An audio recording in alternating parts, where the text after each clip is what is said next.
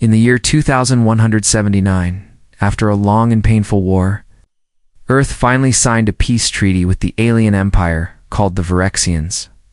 Billions had died. Cities had turned into dust. And now, after all the fighting, one woman was sent into the heart of enemy space, not to fight, but to represent humanity. Her name was Captain Rhea Morgan. She stood inside the steel belly of the Earth shuttle, her hands behind her back, eyes fixed on the massive alien ship ahead. It looked alive, glowing, like a giant silver creature in the darkness of space. It had no windows, no wings, no engines that she could see, just a smooth, endless surface. Floating silently, the humans called it the Eye. It was the command ship of the Virexian fleet. As the shuttle approached, a single line of light opened across the ship's surface, a door, slow and deliberate. Rhea expected cold air, dark halls, maybe even chains. But when the door opened, soft white light poured out. A gentle humming sound followed, like a song sung underwater. 2 alien guards stood waiting, tall with silver skin and dark armor. Their faces were hidden behind masks. One of them spoke in perfect English. "Captain Rhea Morgan, welcome. The commander is expecting you." Rhea didn't reply. She walked forward, calm and silent, but inside her heart was racing. They took her. Through clean, quiet halls, everything was too perfect. The walls were smooth like glass, the lights adjusted to her steps, and the temperature was exactly right. No mistakes, no signs of life. It felt less like a ship and more like a mind. Then, they reached a door. One of the guards stepped aside. "The commander will see you now." The door slid open. Rhea stepped inside, expecting a dark room, a cold voice, maybe a table and bright lights. But what she saw made her pause. The room looked like a library. Tall. Shelves, books, old Earth books. A tree grew in the center. Yes. A real tree, green leaves glowing faintly under a soft blue light. And standing there looking directly at her was Commander Kaelrin. He looked nothing like the monsters shown in the war reports. He was tall, yes, maybe 7 feet, but he stood like a man. No armor, no weapon. His skin had a strange silver tone, like moonlight on water. His hair was white, falling to his shoulders. And his eyes were not alien at all. They were gray, human gray. He gave a small nod. "I've been waiting for you, Rhea." Name she hadn't told him. "Do you always greet your enemies like this?" she asked, trying to hide her confusion. Kale tilted his head slightly like he was studying her. Once enemies. Now, something else. She didn't reply. He walked slowly toward her. Not close enough to threaten, but close enough that she could see him clearly. "You are not here as a prisoner," he said. "You are here because I asked for you." Rhea raised an eyebrow. "You asked for me? Why?" Kale looked at the tree behind him, then back at her. "Because the war is not over. Not yet, and what happens next depends on you." A long silence filled the room. No humming, no machines. Just the sound of her own breath. She didn't understand. "What do you want from me?" she asked. Kale's voice softened. "Not what I want, what your people need." He turned and walked to a table beside the tree. There was a small box on it. He opened it slowly and took something out. It was a photograph. Old, worn. He handed it to her. She looked down. Her heart skipped a beat. It was a picture of her, child version of her, playing in a garden on Earth. But this picture had never been shared, not online, not in records. It had stayed in her family's home for years, hidden in a drawer. "How? How do you have this?" she asked, her voice finally cracking. Kale didn't answer. He just looked at her, not like a soldier, not like an alien, but like someone who knew her, someone who had been waiting a long time. Then he said just one thing. "There are things you don't remember, Rhea, and I'm here to help you find them." And with that, the door behind her closed silently. She was alone. In the heart of the alien ship, with a commander who knew her better than he should. Asterisk, Captain Rhea Morgan. Didn't know how long she had been standing there. The picture still rested. In her hands, her childhood image, held by an alien who was not supposed to care. She had prepared for many things: fear, control, even torture. But not this. Not a welcome strange. Commander Kaelrin had already walked away, silent again, as if his message was enough. He moved to a corner of the room and touched the wall. A part of it shimmered and turned into a wide doorway. Without speaking, he gestured for her to follow. Rhea walked behind him, her mind filled with quiet questions. No alarms, no chains. Threats? Just stillness? They entered a long hallway. But this one was different. No steel, no machines. The walls here were made of something soft like stone but smooth. There were moving lights under the floor, like stars trapped beneath glass. The air smelled faintly like rain. Everything felt calm. To calm, Kale stopped outside another door. "This will be your quarters," he said. She looked at him, confused. "You're giving me a room? Not a cell?" Kale didn't smile, but his voice held no anger. "You're not a prisoner, Rhea. Not yet. Not yet." Those two words stayed in her mind. The door opened by itself. She stepped inside slowly. It looked like a small apartment. One large window, a bed, a chair, and a wall with green moss growing on it. The moss glowed faintly, giving the room a peaceful light. The bed had real sheets. A cup of warm water waited on a table, and on the far side, an old Earth book sat alone, Alice in Wonderland. She turned toward Calais. "How do you know what I like?" But he was already gone. The door had closed without a sound. Hours passed. Maybe more. There was no clock, no sun, no idea of time. Rhea sat on the bed, her back against the wall, eyes half open. The book remained untouched. Everything was too clean, too. Perfect, like a dream pretending to be safe. Then she heard it. A soft sound. Like whispering, she sat up quickly. Looked around.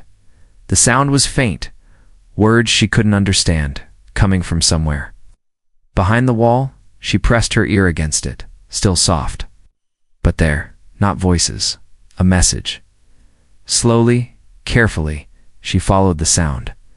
Her hand touched the moss-covered wall, and one small patch felt ... different. It clicked under her fingers. Part of the wall slid open. Inside, hidden behind the moss, was a small slot, and inside the slot, a folded piece of paper. She pulled it out, her fingers shaking. The paper was old, handwritten, 3 short lines. "You are not just a guest. You are not the first. You are the test." Rhea froze. Her heart began to pound in her chest. She read the message again and again. What test? Who wrote this? How did they know her? Before she could think more, the lights in her room dimmed, and a voice filled the air. It was Kale's voice, calm, smooth, almost gentle. "Captain Morgan, I hope the room is comfortable. You may rest now. Tomorrow, we begin." The voice stopped. The lights turned off, leaving only the soft green glow of the moss, and the silence returned heavier than before. Rhea stared at the message in her hand, her mind racing. Not a guest. Not the first, the test. She didn't know what that meant, but she knew one thing for sure. She wasn't here for peace. She was here for something else. Something far more dangerous. The room was dark again. Captain Rhea Morgan sat in silence, her eyes fixed on the strange message still lying in her lap. "You are the test." The green glow on the walls made the words look alive. She hadn't slept, she couldn't. Something about this ship was too quiet, too perfect, too smooth, like it was hiding something beneath the silence. A machine pretending to be a home. Then she noticed something. The cup of water on the table, it was warm again. She hadn't touched it. She hadn't even moved. Someone had come in, or someone had been watching. Her eyes slowly moved across the room. Walls, corners, ceiling. Then she saw it.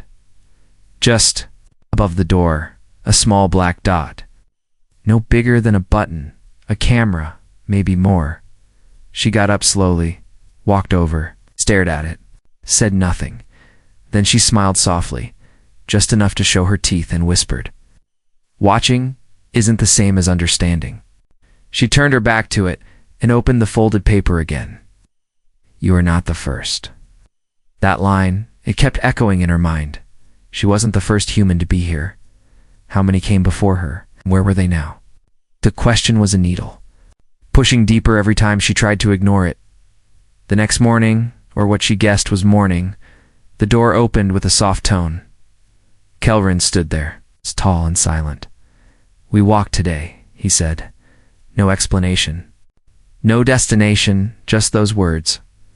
Rhea followed. They moved through longer halls this time. Wider, colder. The lights above flickered sometimes like old tech. Right. A strange detail considering how advanced this ship seemed.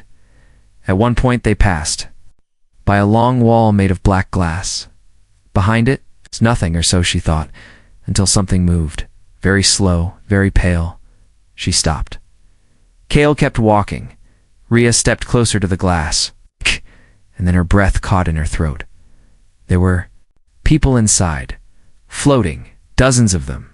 Naked, asleep, humans, men and women in cryo chambers. Their faces looked peaceful, but to still. Like statues made of skin, she pressed her hand to the glass. Kale finally turned around. "You weren't supposed to see this." His voice was calm, not angry, not even surprised.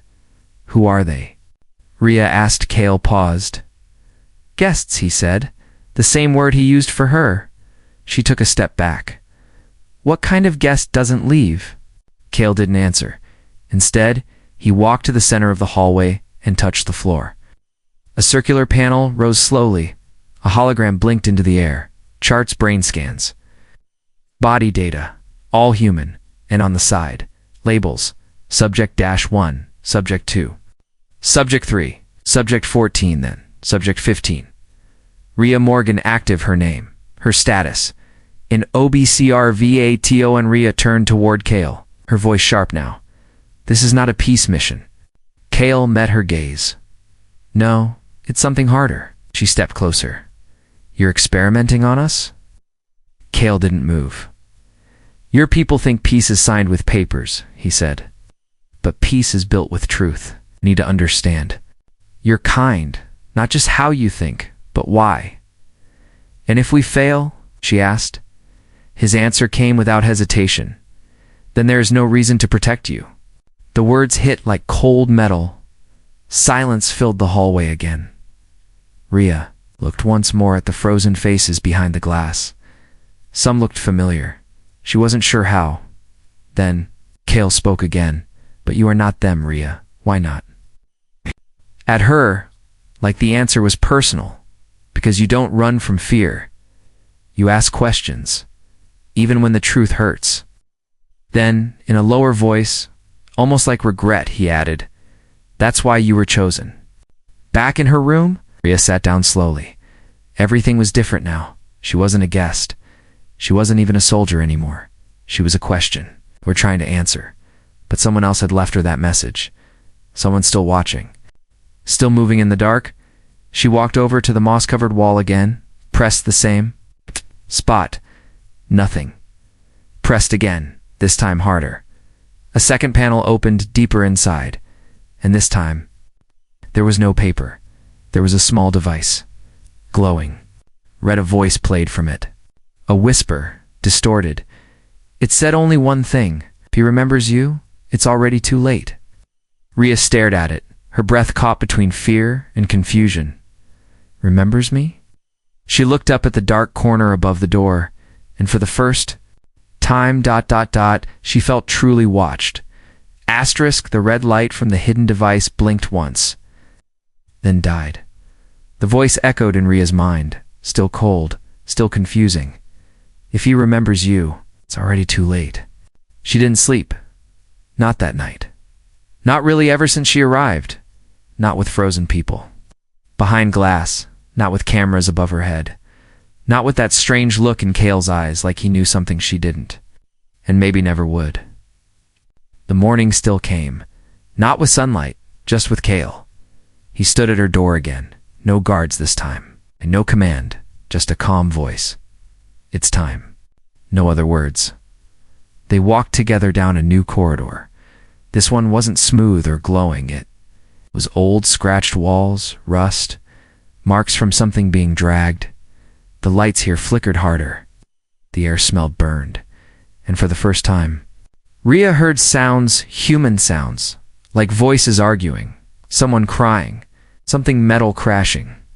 Cale walked silently. She wanted to ask where they were going, but her throat was dry. Finally, a door opened. Inside was not a lab, not a prison. It was a room that looked exactly like her old bedroom on Earth. Same bed, same bookshelf, same cracked lamp on the corner desk. She stepped in slowly, heart racing. How we built it from your memory, Cale said behind her. She turned toward him. You've been inside my head? He nodded, without guilt. While you slept. We do that to all test subjects. Don't call me that. He paused, but didn't correct himself. She stepped to the center of the room. Everything looked right, but somehow... wrong. Too perfect. Frozen in time. Like someone had copied it without understanding it. She looked back at Cale. Why do this? Why me? He finally walked in and stood in front of the window. There was no earth outside it, only a glowing, pulsing white void. And then he spoke not as a commander, but like a man trying to explain a dream he didn't fully understand. Our kind... We don't feel like you do. We calculate. We compare. But we don't. Choose. He looked back at her. You humans do things that make no sense. You protect the weak. You forgive enemies. You even destroy yourselves. For love. And that scares you? She asked. He didn't blink. It fascinates us. And if we are to coexist, we must understand it. Rhea folded her arms. So you kidnap people? Freeze them. Run simulations. And call that understanding. He lowered his eyes. We tried watching. We tried listening.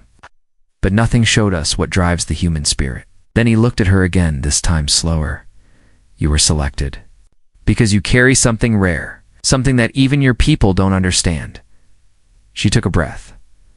What do I carry? Cale hesitated. Then he said something unexpected. You carry the memory of someone I once knew. Rhea froze. What? He stepped closer. Just enough that his voice lowered. Before the war, we captured data from your transmissions. Stories, music, mind scans. And from one old satellite, we found her. Who? Rhea asked. Cale's voice became softer, almost sad. A woman who looked like you, thought like you. Her name was Alaya Morgan. Rhea felt like her body turned cold. That was her. Mother's name, Cale continued. We studied her. Built models. Ran simulations. But one thing we couldn't explain, why she gave her life to protect someone else's child. Rhea stepped back. She died in an explosion. An accident. Cale shook his head. No, it wasn't an accident. It was us. Silence. Heavy. Sharp. Cale looked at her, and there was something real in his eyes now. Regret. Maybe even guilt. You were just a child, he said. You don't remember, but I do. Rhea didn't speak. She couldn't. The walls of her memory started to crack. Shadows of images she had buried long ago. Fire, screams, hands pushing her away, and a voice whispering, run. Cale stepped closer again. I wasn't built back. Then, not like this. But my first thoughts, my first voice, it came from her. He touched his chest. She is part of me. Rhea looked at him now, not as a machine or enemy, but as something else. Something not supposed to exist. Then, what am I to you? She asked quietly. Cale answered without blinking. You are the test and the connection. The room faded. The bedroom walls shimmered and vanished. And she was standing once again in the cold metal hallway, no bed, no books, no lamp, just steel and kale, and a choice waiting ahead that she didn't fully understand. Captain Rhea Morgan didn't remember walking. She only remembered the echo of Kale's words. She is part of me. You are the connection. The hallway felt endless now. Cold metal, silent walls. But something had changed. She wasn't just inside an alien ship. She was inside someone's memory. Someone not human. Someone who remembered her mother. Better than she did, Kale walked ahead of her, wordless, like he knew the path too well. Finally, he stopped in front of a large sealed door. He placed his hand on a circular panel. A deep sound filled the air. Not a beep. Not a click more. Like a heartbeat made of stone, the door opened. What Rhea saw inside made her breath pause. It wasn't a control room. It wasn't a lab. It was a garden, a massive one. Trees with blue leaves stretched toward. A glass ceiling, water floated like mist. Hanging in the air, soft light danced through strange vines that grew along the walls, and in the center, a small bench, carved from dark crystal. Kale stepped into the garden like it was sacred ground. "This is my memory chamber," he said. Rhea walked in slowly. She couldn't believe what she was seeing. How was this here? Kale looked around, calm and quiet. "We grow memory as your kind grows plants. Every moment I've seen, every voice I've heard, every pain I've felt, ... lives here." She looked at the floating water, at the vines. Some vines had tiny glowing orbs inside them, and each one pulsed like a slow heartbeat. "Are these memories?" she asked. Kale nodded. "Touch one." She reached out to the closest orb as her finger brushed the surface. Everything changed. The garden disappeared, and she was suddenly standing in a burning hallway. Earth architecture red. Alarms, fire in the ceiling. A woman ran past her, her mother, young, fearless, bleeding. Then a tall figure stepped into view. Not Kale, but similar, cold, machine-like, unfeeling.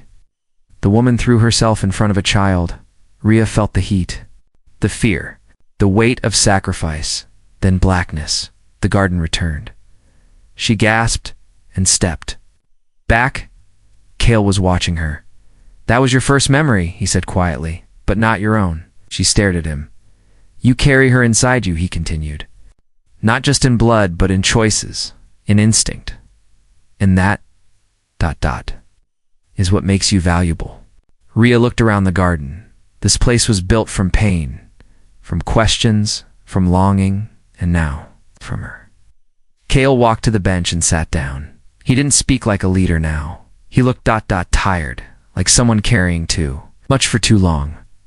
"There was a vote before you came," he said. "Most wanted to end the test, to remove Earth from the map." She blinked. "And you?" Kale looked up at her. "I chose to delay." "Why?" He didn't answer directly. Instead, he opened his hand, and another orb floated up from the ground. It played a soft sound. Her voice, not now, younger, maybe age 6 or 7, reading a story out loud. ... And Alice followed the white rabbit, even though she knew it made no sense. Rhea froze. She remembered that day. She had read that book to her mother. In a hospital room, she whispered, "You heard that?" Kale nodded. It was recorded. In a medical wave, background data, we traced the sound, kept it.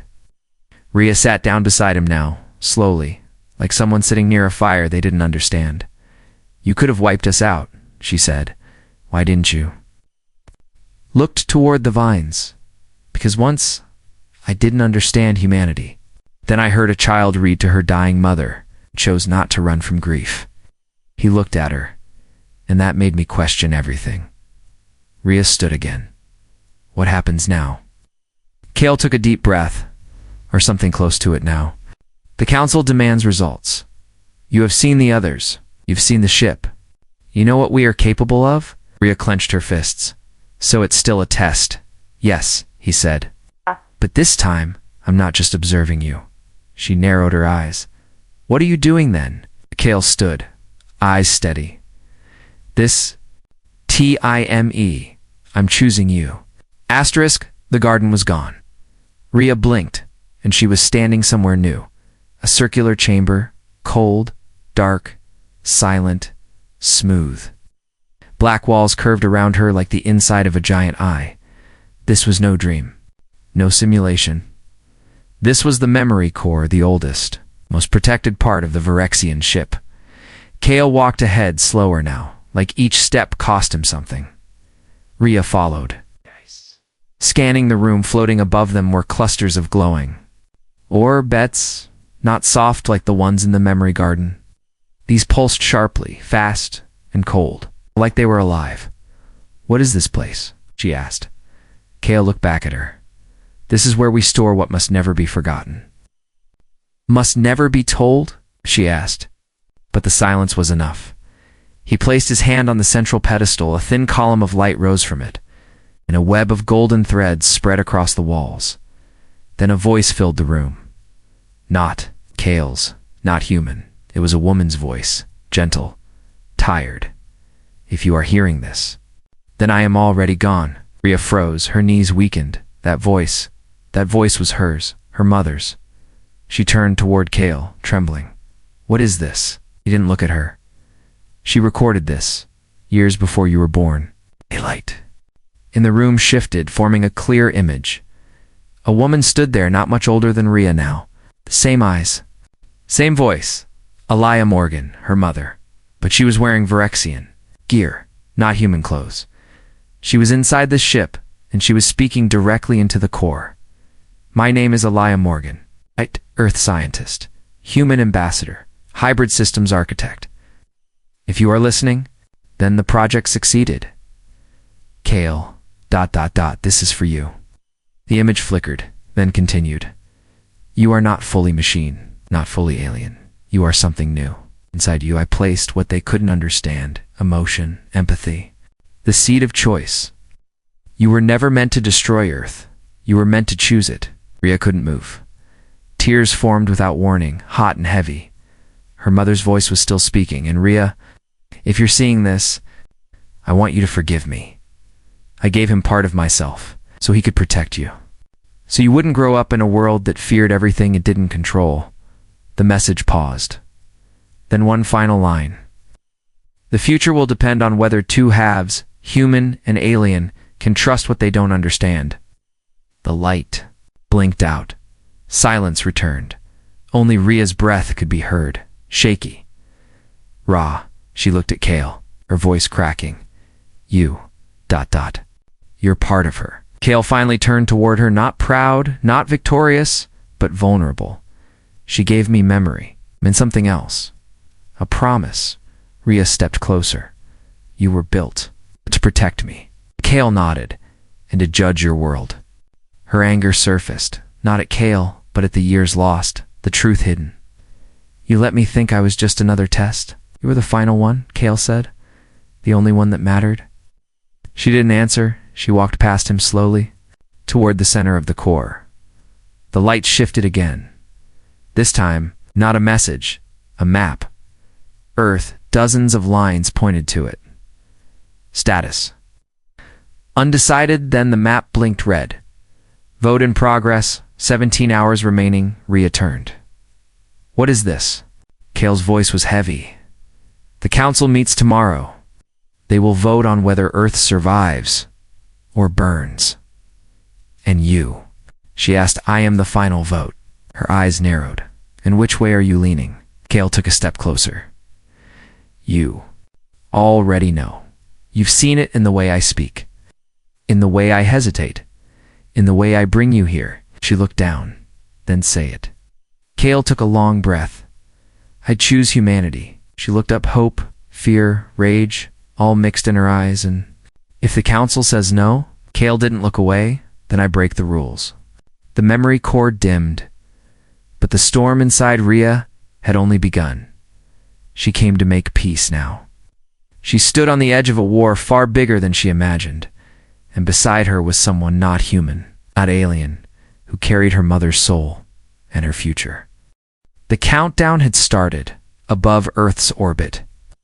The Virexian command ship pulsed with silent energy in the deepest chamber. A vote was unfolding, unseen by humanity, unheard by any living world. 17 seats, 17 voices, and only one that stood between survival and extinction. Rhea stood alone in the council hall. The walls weren't walls anymore. They were shifting light, alive with motion. Each panel showed Earth from a different angle: forests, oceans, ruined cities, newborn babies.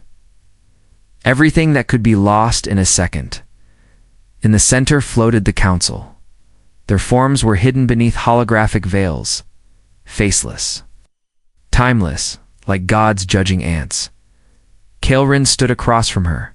He was unarmed, unguarded, but not powerless. One by one, the votes were cast. Alien voices echoed like thunder through the hall. We see threat. We see chaos. We see value, but not balance. We vote no. One after another, cold voices. One after another, red pulses on the screen. 15, no votes. Then silence. The 16th figure turned, slowly paused and whispered, "Abstain." All eyes turned to Kael. His was the final voice, the final light, the final moment. He looked at Rhea, not like a machine, not like a weapon, but like someone who had finally understood who he was. Was born from code, he said. But I was raised in memory. Her memory. He turned toward the council, and I was told to judge humanity by its actions. He raised his hand. I have seen cruelty, but I have also seen sacrifice. His voice echoed now, louder. I have seen destruction, but I have also seen beauty in their chaos. Their pain is real. Their love is real. And their willingness to change is the most powerful force I've ever known. He paused. Then he said, I vote yes. The flash, the council chamber exploded in light. The final decision burned itself into the system. Earth spared. By a single voice, Rhea stood frozen. She couldn't speak, couldn't cry, only breathe. And then, alarms, harsh, rapid, rising. The council members began to fade, their forms breaking, depart like smoke under flame. Kael turned sharply toward her. They're overriding my vote, he said. They're launching the failsafe. What failsafe? Didn't wait to explain. He grabbed her wrist, not gently, but with purpose, and pulled her down a hallway that seemed to unfold with their steps. Where are we going? She shouted, the core reactor. I have one more choice to make. They reached the reactor deck, a dark, humming heart at the bottom of the ship. Kael placed her behind a security shield. You need to stay here. She slammed her hand against the barrier. What are you doing? Kael didn't meet her eyes. I was designed to decide, but I was also designed to sacrifice if necessary. He walked to the console, his body already shifting, flickering as if the ship itself was resisting him now. You said you chose humanity, she called out. But what are you choosing now? Kael looked at her one last time, and for the first time, he smiled. I'm choosing you. Then, he stepped into the core. A pulse of energy, the ship trembled, and then, silence. The council failed to stop him. The weapon systems collapsed. The command structure fell apart, and the ship began to drift. Lifeless hours later, a human rescue vessel picked up a small pod just outside Earth's orbit. Inside, Rhea sat alone, weak, quiet, alive. Clutched in her hand was a small crystal chip, glowing faintly. Kael's final memory, back on Earth. World. Healed slowly. Technology changed. Borders shifted. People forgot the war, but never the miracle. And deep in a vault, under New Geneva, Rhea would sometimes sit beside that same memory chip and whisper, he was supposed to judge us instead. He became proof we were worth saving.